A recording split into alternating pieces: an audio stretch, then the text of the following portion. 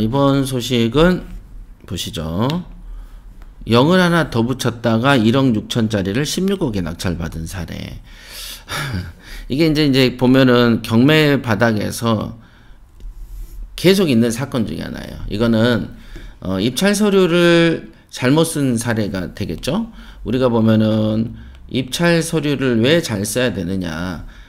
우리가 실컷 조사하고 우리가 이제 열심히 우리의 꿈과 기대를 심어가지고 이제 오늘 입찰만 잘 쓰면은 내가 돈을 몇 천에서 몇 억을 벌 수 있다.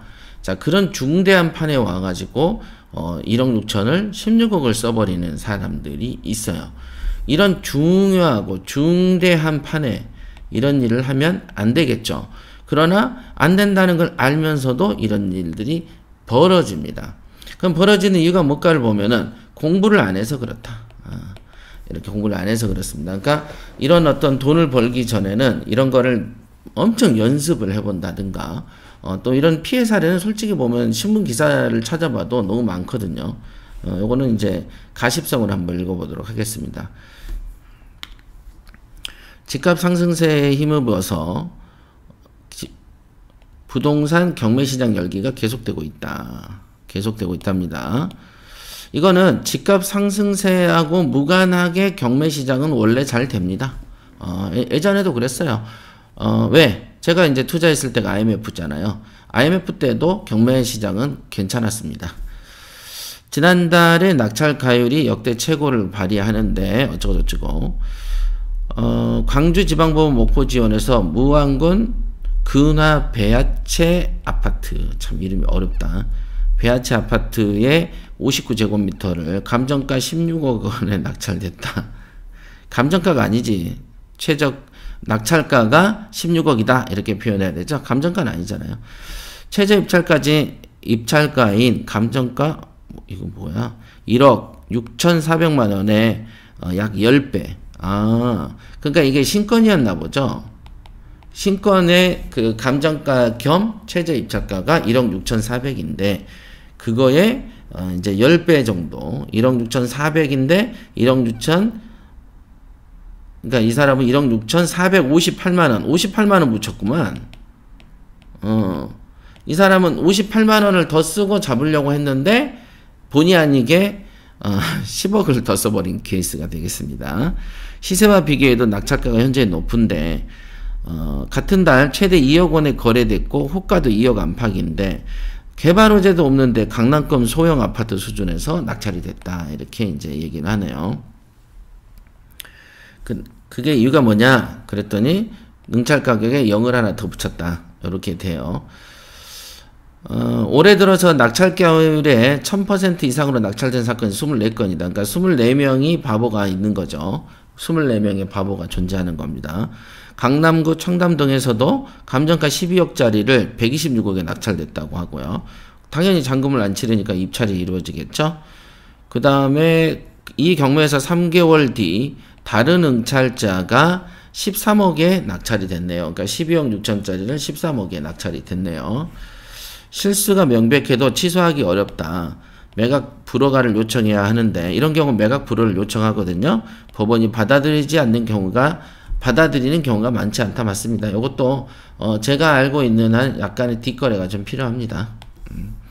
잘못 기입한 가격으로 사거나 입찰 보증금 10%를 물고 매수를 포기하는 두 가지 선택지 중에 해야 된다. 그러니까 입찰 보증금의 10%라는 것은 아까 말한 것처럼 감정가가 12억 6천만 원이기 때문에 감정가 12억 6천, 최저가가 만약에 12억 6천이라고 생각해 볼까요? 그럼 최저가의 10%인 1억 2천 정도를 1억 2천 6백 정도를 우리가 이제 그 보증금으로 내죠. 그러니까 최저가의 10%. 그러니까 1억 2천을 떼고 아예 그냥 말든가, 그죠? 한번 그 볼펜 한번 굴리는 대가치고 1억은 너무 아깝죠. 100만 원도 아까워 죽겠는데. 그러니까 공부를 해야지. 그죠? 뭐 1, 2천 버는 게 중요한 게 아니고 1, 2억이 날아가는 거죠. 이런 식으로 하면은. 그 외에도 돈이 날아갈 수 있는 어떤 환경적인 어떤 법률적인 부분이 있습니다만은 그거는 이제 여기하고 관계가 없고. 법원 결정에 이의를 제기할 수는 없지만 원칙적으로 오기입은 불허가 사유에 속하지 않습니다. 네. 뭐 잘못 쓴 것까지 불허해 준다면은 경매가 한도 끝도 없이 지지부진히 늘어나겠죠. 그러면 이제 법원 입장에서도 손해고, 어떤 경우에는 이런 식으로 만약에 잘못 써줘서 1억씩 보태주면 솔직히 말하면은 그 소유자 입장에선 좋죠. 소유자한테 결국은 그 돈이 들어가기 때문이죠. 그러니까 어떤 내가 아까 내 부동산이 경매를 당해요. 그러면 신권에서 터무니없이 높게 써버리는 거죠.